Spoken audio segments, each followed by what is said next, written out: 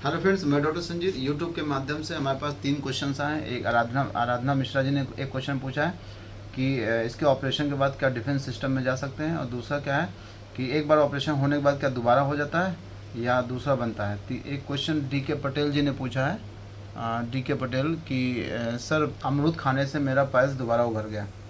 तो ये तो हम लोग पहले से बताते हैं कि अमरूद खाने से पाइल्स या फिशर की समस्या बढ़ जाती है। क्यों बढ़ जाती है वो आप समझिए। और कुछ लोग हमारे पर गलत मतलब कमेंट डालते हैं कि ये डॉक्टर जो है पढ़े लिखे नहीं है, अमरूद तो सब लोग बताते हैं खाने के लिए। तो मैं आपको बता दूं, अमरूद जो है आयुर्वेद में इसका वर्णन आया है। इसको जो होता है भस्मक रोग में इसका वर्णन आया है, यानी जब किसी की अग्नि बहुत ज़्यादा मजबूत हो, यानी कुछ भी खाए पच जाए, तब उसको अमरूद खिलाते हैं ताकि उसकी अग्नि जो है थोड़ा सा शांत हो जाए। और आयुर्वेद में ये बताया गया है कि जिन व्यक्तियों की मंदाग्नि होती है, यानी जिनके शरीर में अग्नि यानी जो डाइजेस्टिव जूसेस होते हैं अगर कम सिक्रेट हो रहे हैं, उनको पाइल्स होता है। तो अमरूद यानी आयुर्वेद में इसका वर्णन है पारावत का वर्णन आया है भस्मक रोग में। भस्मक रोग तब होता है जब किसी की अग्नि बहुत ज़्यादा होती है। तो यानी अगर आयुर्वेद के हिसाब से देखें तो आयुर्वेद में जो अमरूद है वो अग्नि को कमज़ोर करेगा, और अग्नि अगर कमज़ोर होगी तो आयुर्वेद में बताया गया है कि उसको पाइल्स की समस्या हो सकती है। तो जैसा कि देखिए इन्होंने डी के पटेल जी ने कमेंट किया, और ऐसा हम लोग दिन भर में अगर 50 पेशेंट देखते हैं, अगर उसमें से जो मैक्सिमम पेशेंट जो होते हैं अमरूद खा रहे होते हैं, हमने देखा कि अमरूद खाने से उनका पाइल्स की समस्या फिशर की समस्या बढ़ती है। तो इसलिए अगर आपको लगता है कि भाई हम अगर गलत बता रहे हैं, तो एक बार अगर आपको पाइल्स या फिशर है तो अमरूद खा के चेक कर लो, पता चल जाएगा कि हम सही बोल रहे हैं या गलत बता रहे हैं। अमरूद पेट साफ करने के लिए बहुत अच्छी औषधि मतलब फल है, लेकिन अगर आपको कॉन्स्टिपेशन के साथ साथ पाइल्स या फिशर की समस्या है तब अमरूद मत खाइए पेट साफ करने के लिए, क्योंकि अमरूद के फाइबर बहुत हार्ड होते हैं, इसको पचने में बहुत समय लगता है। और जब आप अमरूद का सेवन ज़्यादा करेंगे, और जो अमरूद के दाने होते हैं वो तो आप पचा नहीं पाओगे। जब अमरूद आप खाओगे तो उसकी वजह से जो मल की मात्रा बढ़ेगी, जैसे मान लेते हैं ये हमें पाइल्स था, देखिए ये हमारे पास पाइल्स है, तो जब हम लोग अमरूद खाते हैं तो अमरूद से क्या होता है कि मल की मात्रा बढ़ती है, और जितना ज़्यादा मात्रा बढ़ेगी उतना ही ज़्यादा हमारे शरीर से मल ज़्यादा निकलेगा। मान लेते हैं कि ये हमारा मल था, ये हमारा मल स्टोर था, जैसे ही अधिक मात्रा में मल हमारे शरीर से बाहर आएगा तो ये जो हमारा पाइल्स या फिशर होता है उस पर जो है दबाव पैदा करेगा, उस पर चोट पहुँचाएगा, पाइल्स फिशर की समस्या बढ़ जाएगी। अमरूद खाने से आपने देखा होगा कि जैसे आप आधा किलो अमरूद खाइए तो आप देखिए अगले दिन आप जब लेटरिन जाएंगे तो आपको आधा किलो ज़्यादा लेटरिन निकलेगी। तो अगर मल की मात्रा बढ़ेगी तो इस पर चोट और ज़्यादा बढ़ेगी घटेगी। आप खुद सोचिए, अगर आपको मुंह में छाले पड़े हों, चलिए एक एक्सपेरिमेंट करिएगा, एक अगर मुंह में छाले पड़े हों तो ज़रा अमरूद खा के देख लीजिए, पता चल जाएगा छाले बढ़ेंगे घटेंगे।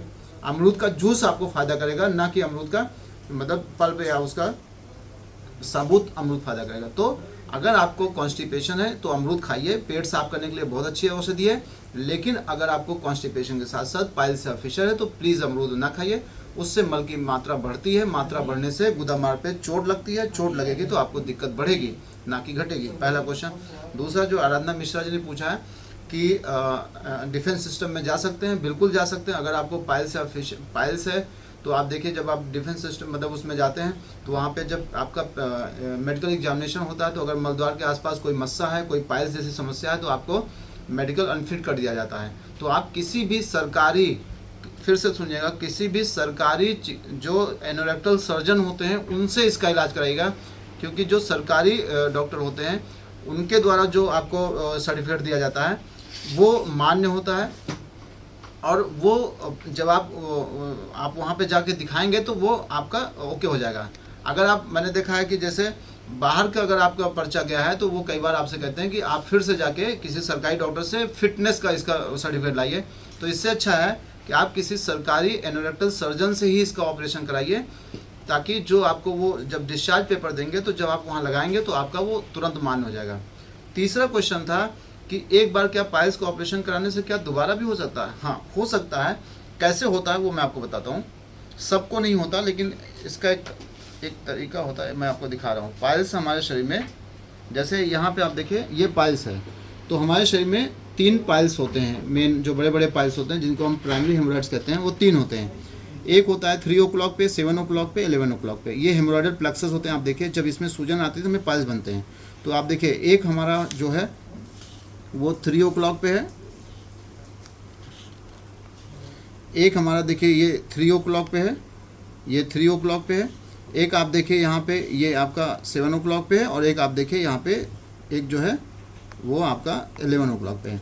मान लेते हैं कि आपने 11 o'clock का पाइल्स का ऑपरेशन करा लिया, तो अगर आपको कॉन्स्टिपेशन होता रहेगा, अगर आपको पेट नहीं साफ़ होगा, तो आपको ये 3 o'clock वाला भी हो सकता है बाद में उसमें स्वेलिंग आ जाए, या आपको 7 o'clock पे स्वेलिंग आ जाए।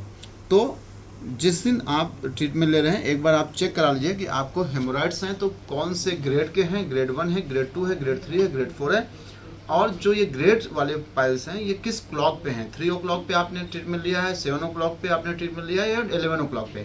तो मान लेते हैं आपका ट्रीटमेंट 11 o'clock पे हुआ है, इन फ्यूचर आपको हो सकता है 7 पे हो जाए, हो सकता है 3 पे हो जाए। तो सबसे बेहतर तरीका मैं आपको बता रहा हूँ, आपको दोबारा कभी ये ना बने, इसके लिए सबसे ज़रूरी जो होता है आपका डाइट, यानी आपका खान पान। अगर आपका खान पान सही रहेगा, अगर आपको कॉन्स्टिपेशन नहीं होगा, तो आप विश्वास करिए आपको पाइल्स की समस्या कभी नहीं आएगी। खान पान केवल हमारे डाइट से ही नहीं, मतलब जो हमारा कॉन्स्टिपेशन होता है केवल हमारे डाइट से ही नहीं डायरेक्ट संबंध है। आप कितना भी अच्छा खाना खा लीजिए, कई बार आपने देखा होगा जब आप चिंताग्रस्त हो जाते हैं, जैसे आपको एंजाइटी हो जाए, तब भी आपका पेट खराब हो जाएगा। आपकी लाइफ स्टाइल में कोई बदलाव आ जाए, आप रात में जैसे दिनचर्या आपकी बदल जाए, तब भी आपका पेट खराब हो जाएगा। आप ज़्यादा ट्रैवलिंग करने लगे, तब भी आपका पेट खराब हो जाएगा। सीज़न वेरिएशन हो, जैसे मान लिया आप धूप में ज़्यादा चले गए, आपको ज़्यादा पसीना हो गया, आपका डिहाइड्रेशन हो गया बॉडी में, तब भी कॉन्स्टिपेशन हो जाएगा।